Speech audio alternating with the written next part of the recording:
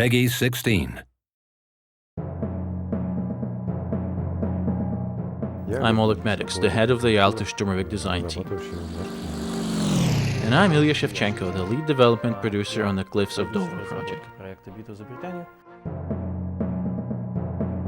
The original Sturmovik was in development for 4 years before its release in 2001. We continued to improve the sim, add new planes, and expand the series for almost 7 years after that. We ended up with a gigantic encyclopedia of World War II aviation that covered virtually every theater of the war. While working with the original IL-2, we increasingly felt that the engine was becoming obsolete. We wanted to do more. Hardware was becoming more powerful. New opportunities were opening up. It was becoming increasingly difficult to fit everything into our 2001 game engine. Finally, we decided to break out of our old cocoon, spread our wings, and become a beautiful butterfly.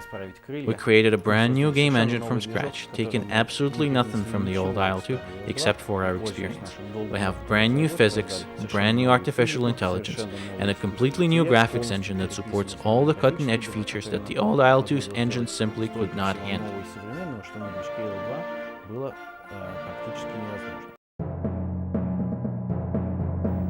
The Battle of Britain always appealed to us because it was a very compact, brutal conflict where all the different types of aircraft came together and battled each other over a very small area. Large air battles of all sorts open tons of possibilities for the player. You want to fly a fighter? You can dogfight other fighters or intercept bombers. You can fly bombers and dive bomb or level bomb or strafe ground targets or attack shipping. In short, virtually every aspect of the 6 years of World War II are available here in one single compact battle. The player has virtually limitless possibilities.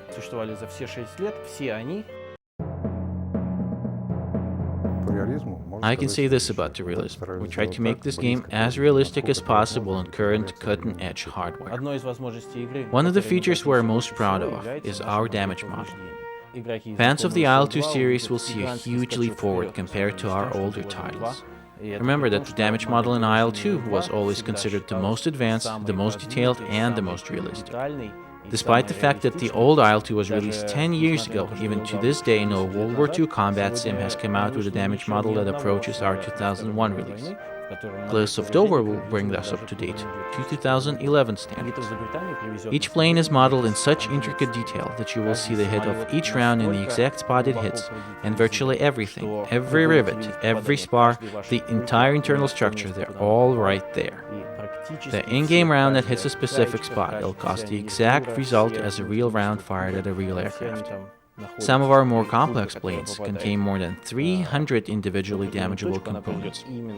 Each of them has an effect of some sort on the plane's performance. That perhaps may not be apparent when you're the one firing at another plane. You won't notice that you took out the oxygen supply to the pilot or, punctured the hydraulics line or damaged the radio. You won't see an immediate effect from outside, but all of them will become extremely important when you're the one being shot at. When you're flying and a burst hits your plane, you'll see tons of little messages on your screen. This has been destroyed, that has been damaged, and that will greatly affect how you fly. Compared to the old IL-2, which had about 30 damageable components, Cliffs of Dover, as I said earlier, has planes with over 300. The game, following in IL-2's footsteps, continues to expand on customizability. There is a lot of realism options that allow you to toggle various simulation elements that make it more or less realistic. If you are new to flight sims, you can disable complex engine management, spins and stalls, and so on, and fly a nearly arcade game, where it's nearly impossible to stall or crash. You can of course turn off vulnerability completely so enemy rounds won't damage you, and you can fly into the ground and bounce right off and keep on flying. And therefore you can fly and fight without worrying about the complexities of the simulation. Or if you're already an ace, with more flying experience you can turn everything on and worry about all the intricacies of physics as a real-world pilot would. Additionally, you can create your plane's paint scheme, change your pilot's appearance, change the shoes she's wearing, the helmet, and otherwise take your idea of what you would look like in World War II and turn it into your in-game persona and your plane. That, of course, is most important in the multiplayer mode, where they can recognize you by your uniform, where you can place the medals you've earned on your jacket, and so on. Our game world took a huge amount of research to create. We tried to find, and we did find, real combat maps from 1940 and used them to meticulously recreate the area. The size, the amount and types of buildings, various landmarks, all that works to create an impression of really being back in time. Lots of research was also conducted into the flight models of all aircraft, and that started before the original IL-2 was released. We continue to expand on it, and the best research and the ideas that we developed previously were used to create a next-level simulation in Cliffs of Dover. All the objects, aircraft, ground vehicles, ships, even buildings, are based on the real aircraft, vehicles and buildings that existed in England and France of 1940. The detail built into all the vehicles, aerial and ground, is something we're extremely proud of. We set a new standard compared to anything possible with our older titles. And as you know, the old IL-2 was always considered the pinnacle of attention to detail. Our aircraft are extremely detailed. Every rivet, every panel line is exactly where it was. Our cockpits are also more detailed than anything ever done in a World War II flight sim. Ground vehicles are modeled at a level unprecedented for the genre.